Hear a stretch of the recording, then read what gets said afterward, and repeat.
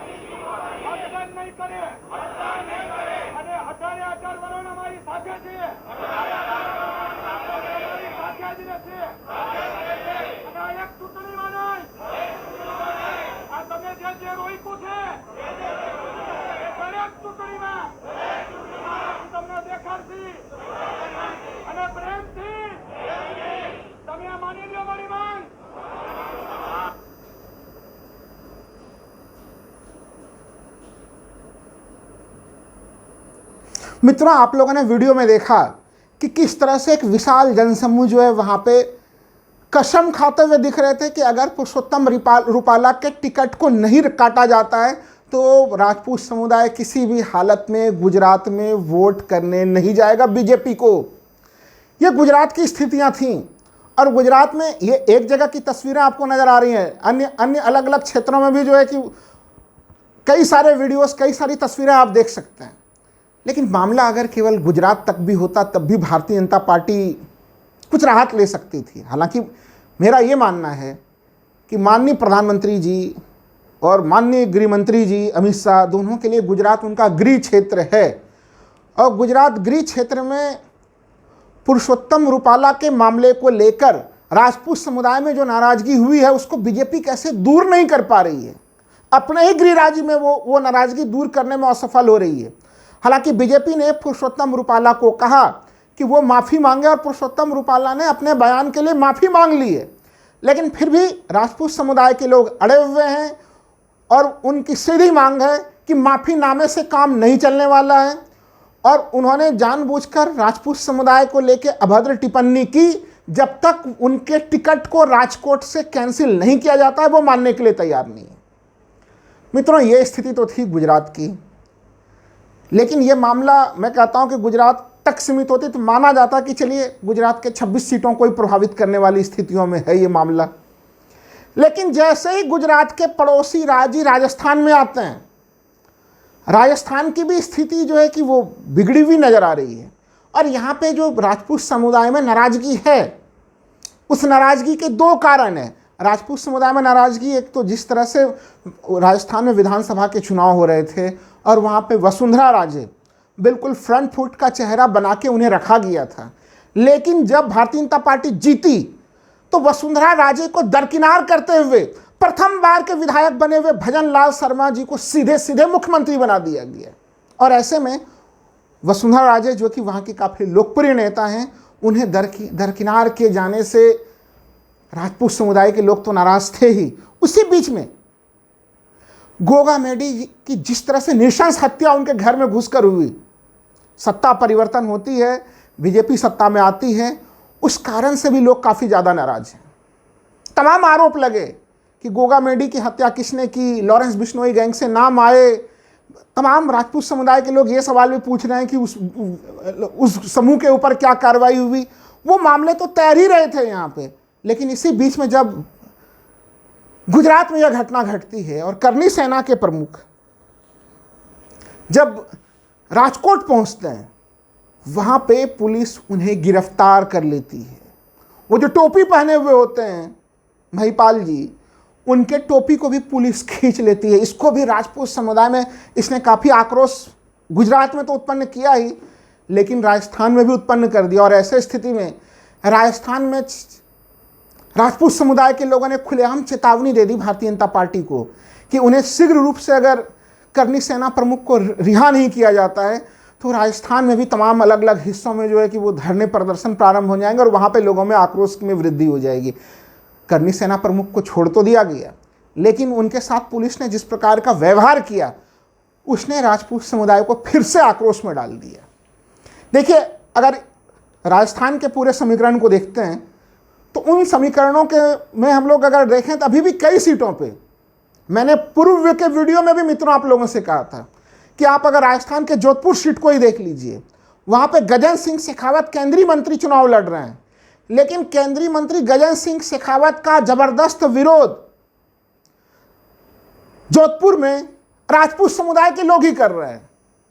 और शेरगढ़ से जो विधायक थे, बहुत मेहनत मुश्किल से, अब तो उनको ऊपरी तौर पे जो है कि मेल मिलावट करा दी गई है। शेरगढ़ से विधायक बाबू सिंह राठौर वो खुलेआम उनकी मुखालफत कर रहे थे और जोधपुर शहर में उनके विरोध में पोस्टर चिपकाए जा रहे थे।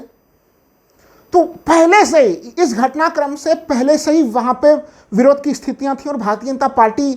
राजपूत समुदाय के विरोध के कारण कई सारी सीटों पे कमजोर नजर आ रही है प्रथम दृष्टिया, जो मैं पूर्व के वीडियो में कह चुका हूं। लेकिन एक अभी नवीनतम वीडियो आप राजस्थान की देख सकते हैं कि राजस्थान के गलियों में किस तरह से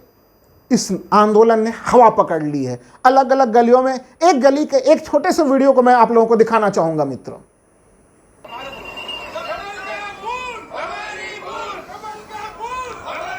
देश के कई बड़े बड़े हिस्सों में इसमें यही नारे लग रहे हैं, कमल का फूल हमारी भूल।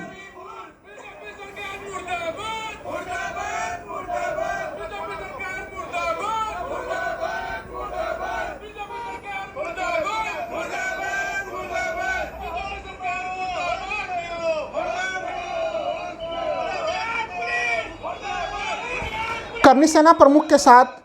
राजकोट में जिस प्रकार से व्यवहार गुजरात पुलिस ने किया, उसको लेके ये जो विरोध प्रदर्शन के जो वीडियो आप देख रहे हैं, ये राजस्थान का वीडियो है, जहाँ पे राजस्थान के राजपूत समुदाय के युवक विरोध कर रहे हैं, गुजरात पुलिस को लेके अपना विरोध दर्ज करा रहे हैं, लोकतांत्रिक तरीके से शांतिपूर्ण धरना प्रदर्शन करते हुए। और सीधे सीधे उनकी मांग है कि पुरुषोत्तम रूपाला के टिकट को कैंसिल किया जाए। तो राजस्थान में राजपूत समुदाय की नाराजगी जो पहले से ही वसुंधरा राजे को साइड करने के कारण से वो बढ़ी हुई थी, वो नाराजगी इसमें आप देख सकते हैं कि ये तो एक महज एक वानगी है। अलग अलग हिस्सों में, अलग अलग जगहों पे इस प्रकार के विरोध प्रदर्शन कई सारे लगातार हो ही रहे हैं। हम लोगों ने देखा कि राजस्थान में किस प्रकार से विरोध की स्थितियां बनी हुई हैं और बीजेपी के लिए काफ़ी परेशानी करने वाली स्थिति बनी हुई है। जैसा मैंने कहा कि वसुंधरा राजे के कई करीबी इस समय कांग्रेस उन्होंने ज्वाइन करा दी है और कई सारे लोग जो कि भारतीय जनता पार्टी में वसुंधरा राजे के करीबी हैं वो भारतीय जनता पार्टी के भीतर रहकर भी बीजेपी को नुकसान पहुंचाने में कोई कमी कसर नहीं छोड़ रही है और राजपूत बाहुल्य सीटों पर बीजेपी फंसी हुई नजर आ रही है। लेकिन यह मामला अगर मान लेते हैं हम लोग कि चलिए 26 सीटें गुजरात को प्रभावित कर रही हैं, 25 सीटें राजस्थान को प्रभावित कर रही हैं, तो भी माना जाता कि चलिए कोई बात नहीं है। लेकिन सबसे चिंताजनक स्थिति यह है कि राजपूत समुदाय की नाराजगी केवल गुजरात या राजस्थान तक सीमित ना होते हुए सबसे बड़े सूबे जहां से लोकसभा की 80 सीटें आती हैं, उत्तर प्रदेश, और उत्तर प्रदेश के प्रथम और द्वितीय चरण के चुनाव पश्चिमी यूपी से प्रारंभ होने जा रहे हैं। पश्चिमी यूपी में बीजेपी की स्थिति को अब से कुछ दिन पहले तक काफ़ी मजबूत बताया जाता था। वहाँ पे कई तरह की परिस्थितियाँ बनी और उन्हीं परिस्थितियों में एक परिस्थिति ये बनी कि राजपूत समुदाय उत्तर प्रदेश में भारतीय जनता पार्टी के लिए विरोध का बिगुल फूंक चुका है और वहाँ की स्थिति तो गुजरात से भी खराब स्थिति है मित्रों। गुजरात में तो लोगों की एक छोटी सी मांग है कि पुरुषोत्तम रूपाला के टिकट को कैंसिल कीजिए, हमारी नाराजगी दूर हो जाएगी। लेकिन उत्तर प्रदेश की स्थिति और भी अलग है। उत्तर प्रदेश में कल रविवार को, देखिए शनिवार को हम लोग जानते हैं कि सहारनपुर में माननीय प्रधानमंत्री जी की रैली हुई और रविवार को उत्तर प्रदेश में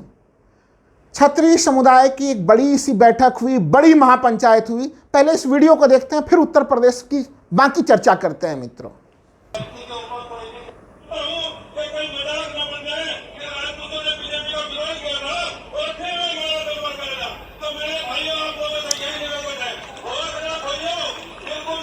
देख सकते हैं कि सहारनपुर में कितनी भारी भीड़ जुटी हुई है।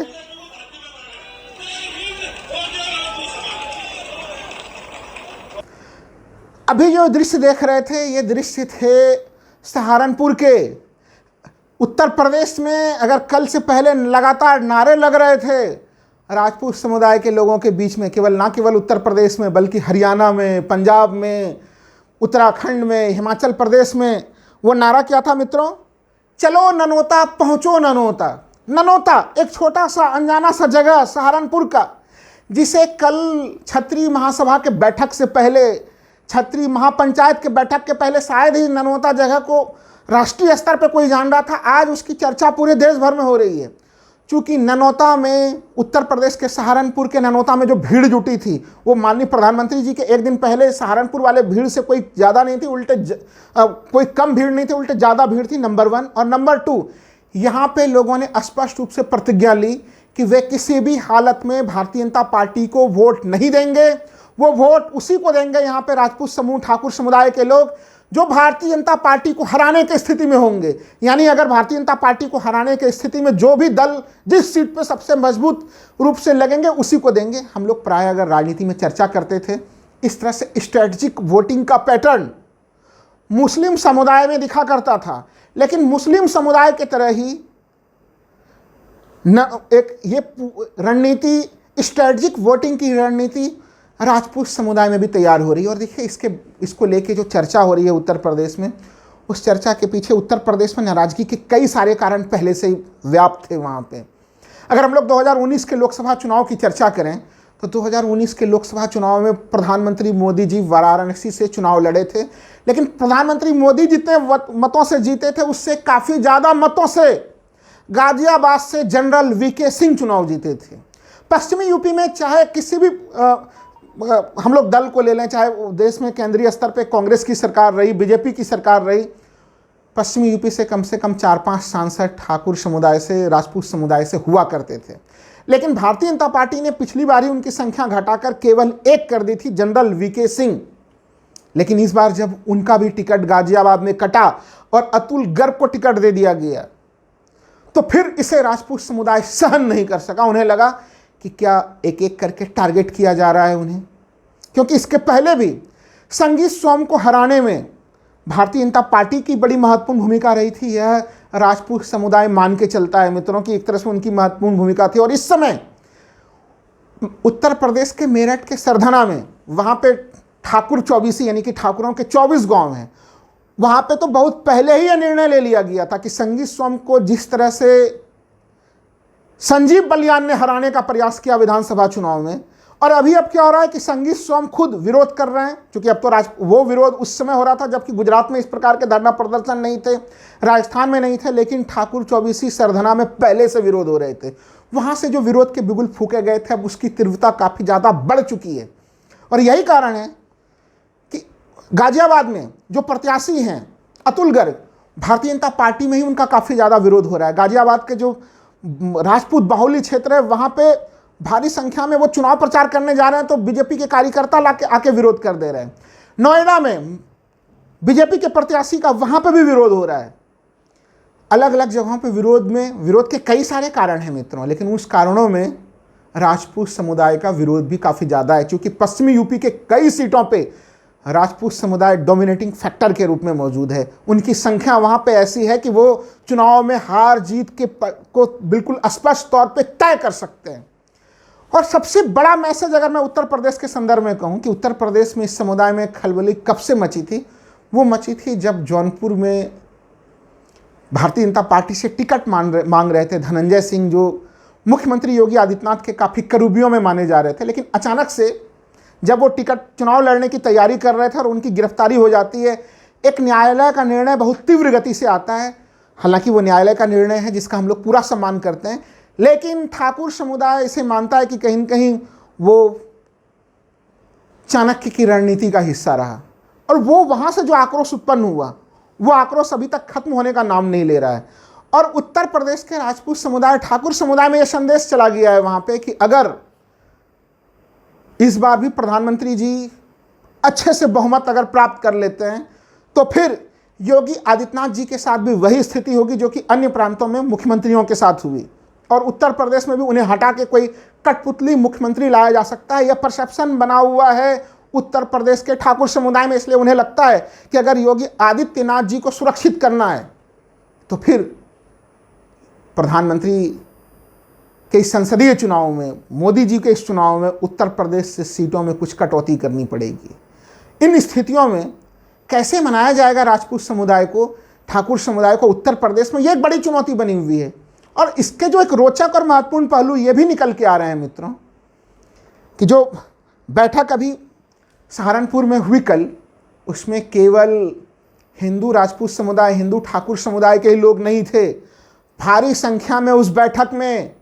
मुस्लिम राजपूत समुदाय के लोग भी आए हुए थे, और वो पश्चिमी यूपी जहां 2013 के दंगों के बाद से हिंदू और मुस्लिम समुदाय में एक तनाव की स्थिति बनी हुई थी,